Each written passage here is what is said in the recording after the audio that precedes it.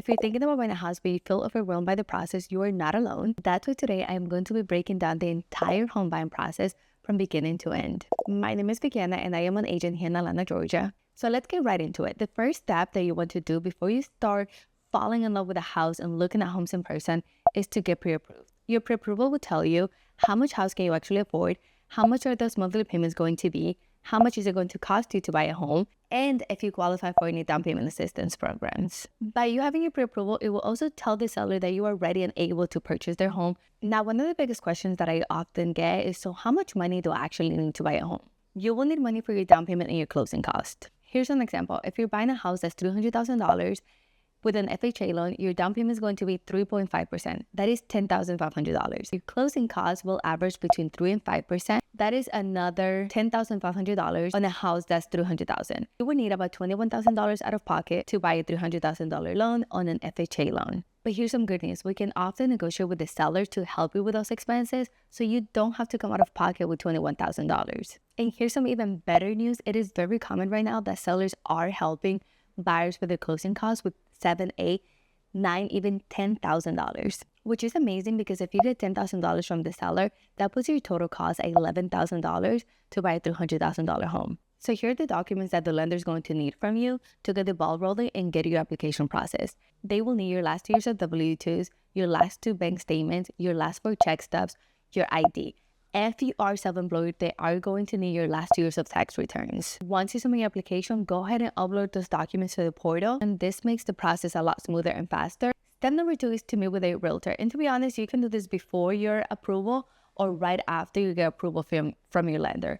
The goal to do the buyer consultation with your realtor is to get crystal clear on the kind of home that you're looking for, the area that you're looking in, your timeline, your must-haves, and any deal breakers that you don't want. For example, if you don't want your home to be in an HOA neighborhood, we'll completely exclude homes that are in an HOA. This helps me guide you efficiently so that we're looking at homes that are truly a fit for you and your family. Once we have your pre-approval and we are crystal clear on the kind of home, neighborhood, and everything else that's important for you or your home, we start viewing homes. And this is where it gets exciting. We start house shopping, looking at homes together, whether it's virtually or in person. I will help you understand market conditions, evaluate property values, and spot any red flags during showings. On certain properties that you may show interest, I even like to take a peek in the crawl space because this can tell us if there are any warnings about the home with the foundation, if there's any moisture, water puddling in the crawl space that we can miss by just looking inside the house.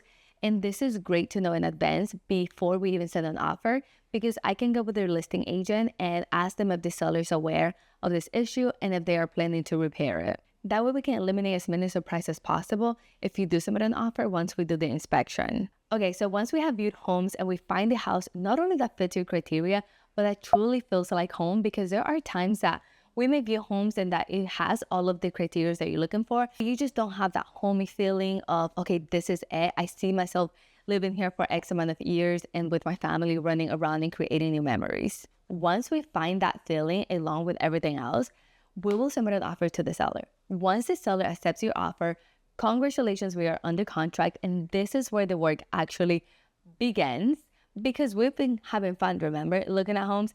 Now we go straight into the due diligence period, which is one of the most crucial times throughout the home buying process. So what is the due diligence period? This is the time that you have to do all in any inspection that you may want. Think of this as a test drive, making sure that this is exactly what you want and that everything checks out with the house. During the due diligence period, you will also be submitting earnest money, not directly to the seller, but either to the attorney who's doing the closing or my broker. This tells the seller like, hey, while I'm working on getting my loan finalized, please take the property off the market for me because this is my home that I want and that I fell in love with.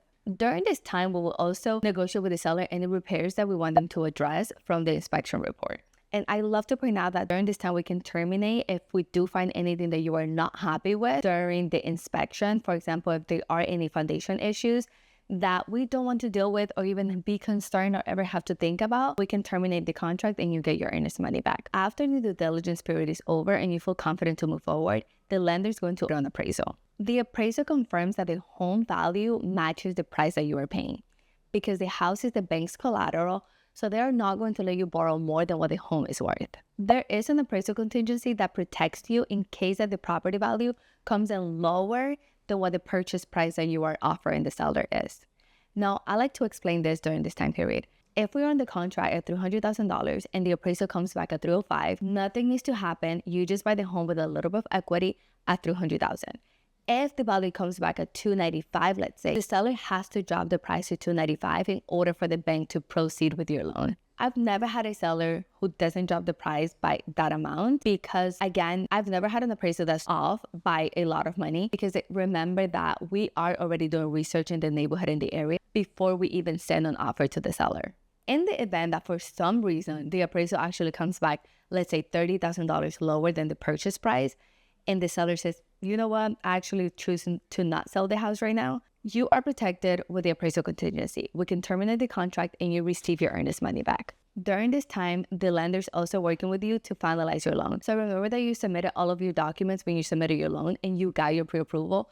Now the lender puts your loan through underwriting, and the lender is going to make sure that everything that you submitted is accurate. We always stay in communication with the lender and the attorney to make sure that everything is on track and that we are not running into any delays. Once the lender verifies everything, the lender will give you a clear to close. And this is another very, very exciting moment because this is our green light that your loan is fully funded. So now we're technically just waiting for closing day. 2 or 3 days before closing, we will also do a final walkthrough throughout the house to make sure that everything's still in the condition that we first styled the home and to also go and check any repairs that the seller agreed to do, that those have been completed as well. And now it will be closing day. We have made it to the finish line.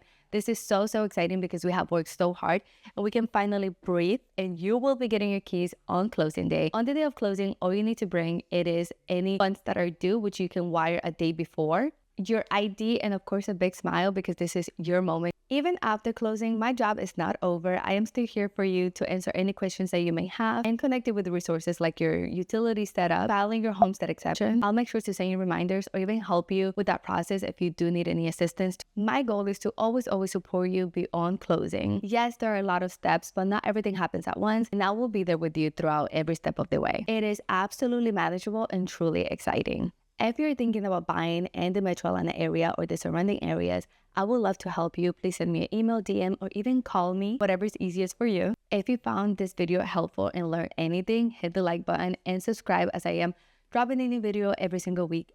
Thank you so much for watching, and I will see you at the next video.